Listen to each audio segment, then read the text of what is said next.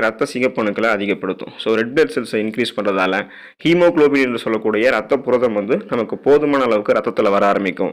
இதனால் ரத்த சோகை மட்டும் கிடையாது, மற்ற ரத்தம் சார்ந்த எந்த பிரச்சனையும் இருந்தாலும் அதை நம்மளுடைய உடலிலிருந்து நம்ம நீக்கி கொண்டு உடலை மீண்டும் ஆரோக்கியமான நிலைக்கு கொண்டு வந்து போதுமான சீரான ரத்தம் நம்மளுடைய உடலில் பாயிறதுக்கெல்லாம் கொத்தவரங்காய் உதவிகரமாக இருக்கும்.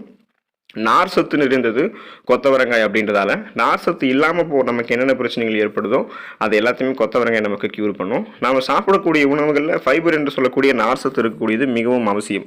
நார் சத்து உடம்பில் இருக்கக்கூடிய தேவையற்ற கொலஸ்ட்ராலை குறைக்கிறதுக்கு உதவிகரமாக இருக்கும். மேலும் கொத்தவரங்காயில் வந்து பார்த்தோம் அப்படின்னா இருக்கக்கூடிய அதிக புரத சத்துக்கள், கார்போஹைட்ரேட்டுகள், தாதுக்கள் மற்றும் கரையக்கூடிய ஃபைபர் என்று சொல்லக்கூடிய நார் சத்துக்களாக இருக்கிறதால இது நம்மளுடைய உடலை வந்து ஆரோக்கியமாக வைத்துக்கொள்ளும். குறிப்பாக செரிமானம் சார்ந்த பிரச்சனை எல்லாத்தையுமே நமக்கு வந்து க்யூர் பண்ணும். ஸோ எந்த விதமான சைடு எஃபெக்ட்டுமே இல்லாமல் சீரற்ற குடல் இயக்கம், மலச்சிக்கல், வயிறு பிரச்சனை, வயிற்று உபசம், வாயு பிரச்சனை எதுவுமே இல்லாமல் செரிமான மண்டலம் தன்னுடைய வேலையை